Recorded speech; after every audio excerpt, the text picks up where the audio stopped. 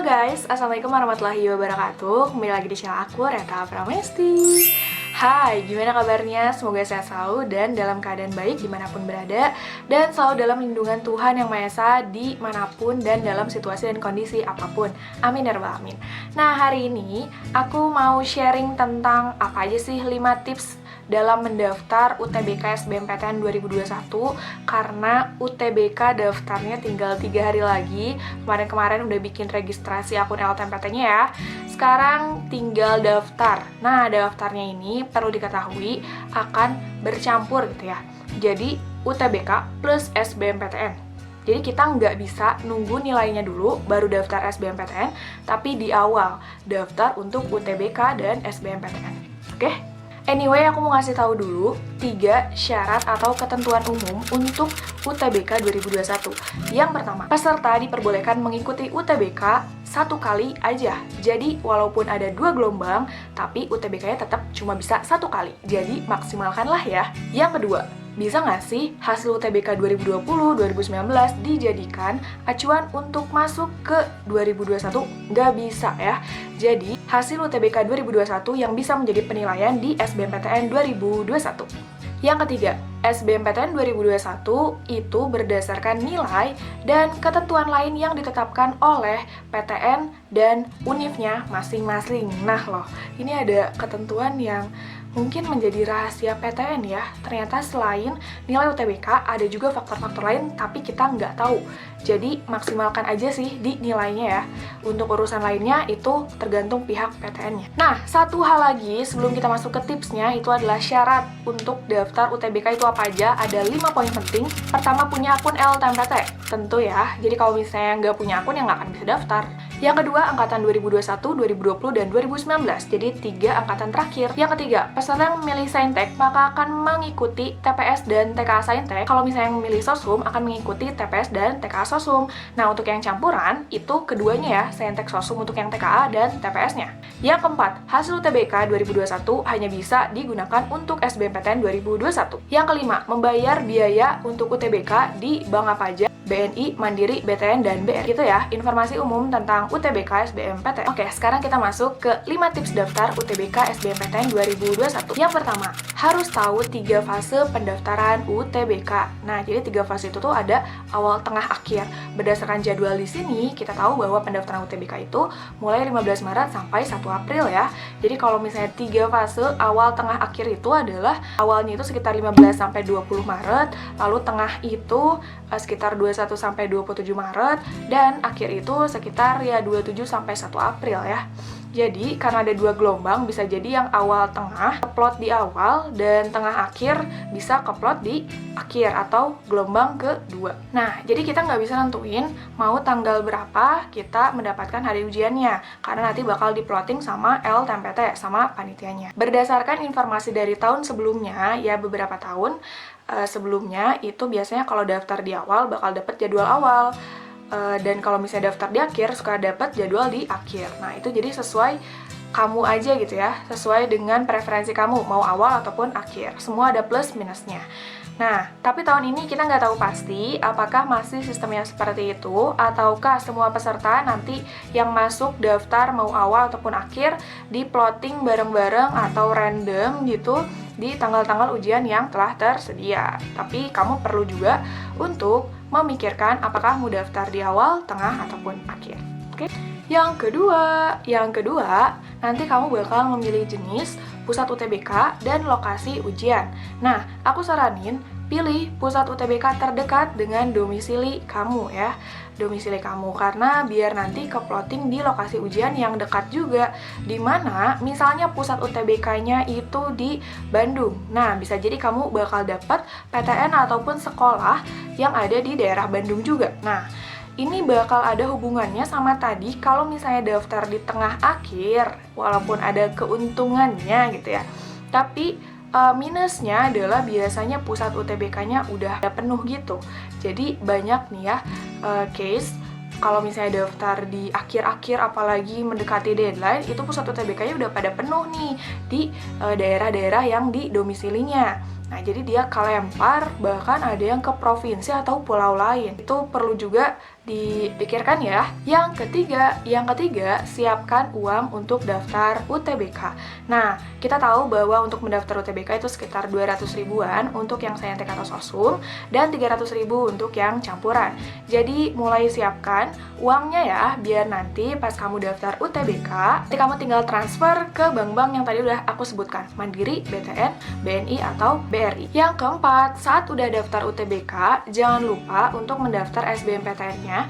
Nah, di daftar SBMPTN ini kamu bisa memilih jurusan dan PTN yang kamu inginkan berdasarkan preferensi kamu dan kemampuan kamu. Pesan aku sih, kamu pilih sesuai dengan passion, itu tentu banget karena 4 tahun di kuliah itu lama dan akan yang menentukan hari-hari kamu selama 4 tahun tersebut. Jadi jangan asal-asalan dan sesuaikan juga dengan kemampuan kamu ya. Ya kamu bakal tahu lah nilai TO kamu itu kira-kira masuk nggak nih. Karena kan nanti nilainya di akhir ya, kan nanti nilainya juga nggak dikasih tahu dulu, kamu udah daftar duluan, jadi ya itu tergantung dengan kemampuan yang sudah kamu raba-raba gitu selama ini. Jangan lupa juga untuk realistis dan memilih jurusan sesuai dengan kemampuan terbaik. Yang kelima, jangan lupa untuk cetak kartu peserta UTBK karena ini penting, bakal dibawa pada saat hari ujian.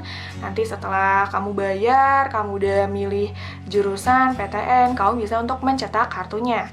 Nah, karena kartu ini dibawa wajib banget pada saat hari H, jangan sampai salah juga untuk datang ke lokasi UTBK-nya. Dan persiapkan mental, itu penting banget. Bagi yang memilih jurusan seni dan olahraga, jangan lupa juga untuk mengupload atau mengunggah portofolio yang ditentukan oleh panitia LTMPT.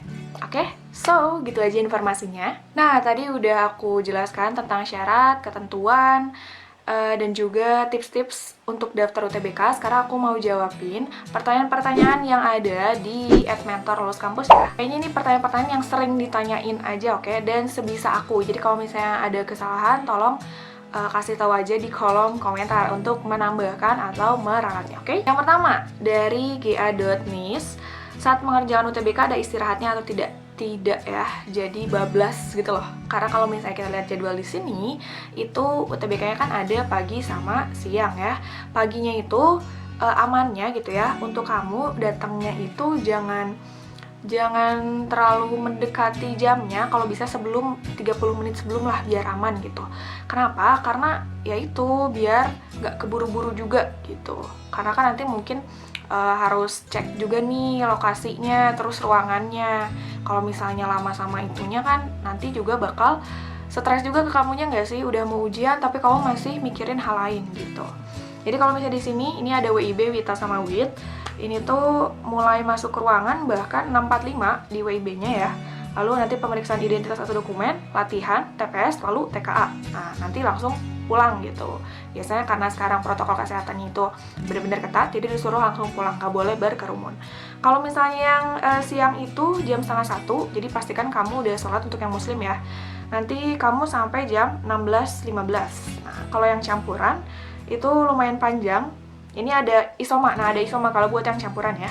Jadi paginya sampai jam 10.30, lalu nanti isoma di 10.30 sampai 11.30, lalu nanti lanjut di 11.30. Lumayan lah ya 1 jam. Kak, untuk gelombang yang nentuin LTMPT, ini dari Alipian. Iya, bener banget. Aku udah jelasin di awal ya. Jadi panitia LTMPT yang menentukan kamu ujiannya kapan. Jadi kamu cuma daftar aja, oke? Yang ketiga dari Lova_Jin, apa benar tahun ini matematika dihapus dari sosum? Bener banget. Jadi untuk sosum tuh cuma ada ekonomi, sejarah, geografi, dan sosiologi beserta TPS-nya 4 subtes, PKPU, PBM, PPU. Dari Saur Eski, skor UTBK aman ambil kimia IPB berapa, Kak? Nah, kamu bisa cek di video aku yang ini. Di situ udah aku jelasin data-datanya, jadi kamu bisa cek ya. Nah, menurut aku sih amannya di 650 ke atas. Dari Gita SDD, Kak yang ikut SNMPTN kan gak bisa ikut lagi SBMPTN. Nah, terus kan baru pengumuman tanggal 22 hasil SNMPTN. Nah, maka dari itu, aku menyarankan untuk yang lagi nunggu SNMPTN, tunggu dulu aja hasil SNMPTN-nya. Karena sekiranya nanti kalau misalnya kamu lulus di SNMPTN, kamu gak akan bisa kembali uangnya. Jadi kalau misalnya kamu udah daftar, berarti kan udah bayar tuh, udah cetak kartu, udah pilih PTN jurusan. Nanti kalau misalnya kamu dinyatakan lulus di SNMPTN, kamu nggak bisa minta uang kembali ataupun ikut SBMPTN-nya. Jadi kayak gugur gitu. Jadi mending nunggu aja gitu hasilnya ya. Kan masih di rentang tengah ya untuk pendaftaran. Jadi kalau menurut aku masih aman lah. Oke, selanjutnya dari Habib.B. underscore, waktu TBK bawa kalkulator boleh nggak? Nggak boleh, jadi ngitungnya manual sendiri. Makanya mulailah berlatih untuk menghitung ya, untuk matematika, fisika, ekonomi, kimia, oke? Dari Hafiz HDI 14, apa benar gelombang 1 atau 2 itu ngaruh ke perolehan skor? Jawaban dari aku, menurut aku, berpengaruhnya itu karena kalau di gelombang-gelombang akhir biasanya orang-orang yang udah ujian tuh malah ada yang ngasih tahu gitu loh, kayak tipe-tipe soalnya kayak gini gitu. Jadi orang-orang yang belum ujian belajar dari situ. Nah, itu kan sebenarnya itu menguntungkan atau enggak ya, itu tergantung sama yang menerimanya ya. Ngapain juga gitu yang udah ujian ngasih tahu, itu kayak merugikan diri sendiri juga kan. Nah, jadi perolehan skornya sebenarnya kalau misalnya dilihat dari penilaiannya, biasanya LTMPT itu menilainya di akhir setelah gelombang 1 dan gelombang 2 itu ujian. Tapi yang berpengaruhnya tadi adalah yang udah ujian biasanya itu ngebocorin tipe-tipe soalnya. Nah, jadi itu pelajaran juga ya buat kamu mungkin yang daftar di awal, dapat ujian awal, gak usah dibocorin, udah. Kalau misalnya udah, kerjakan, lupakan, udah gitu, nggak usah ngasih tahu aja gitu, oke? Dari Bella ZN, UTBK mending sesi 1 atau sesi 2? Sesi 1 itu maksudnya yang pagi ya, sesi 2 yang siang. Kalau aku sih pengennya ya pagi gitu ya, cuma kan itu lagi-lagi LTMPT yang menentukan, jadi kita nggak bisa milih mau pagi atau siang. Lalu kalau misalnya gelombang 1 atau 2 juga itu yang menentukan LTMPT. Dari Such a Bored People mau tanya untuk jumlah soalnya bakal random kayak tahun lalu atau 2020 sama ya? Sama yang TKA berapa soal? Nah, ini pokoknya jumlahnya itu soalnya sekitar 160-150 soal. Polanya mirip sama 2019 sepertinya ya. Itu hanya prediksi, tapi ya sekitaran segitulah. Ada yang nanya juga tentang pembobotan, nanti aku bakal bahas di video selanjutnya. So, gitu aja informasinya, semoga bermanfaat dan bisa diterapkan nih tips-tips untuk daftarnya ya, karena 3 hari lagi nggak kerasa. Dan jangan lupa share video ini biar teman-teman kamu tahu, karena ketika kita nge-share berarti kebaikan itu akan mengalir juga dan orang-orang juga bakal tahu. So, thank you for watching. Jangan lupa tunggu video selanjutnya karena aku bakal bahas sesuatu yang penting juga tentang UTBK, SBMPTN dan lain sebagainya. Thank you and bye-bye!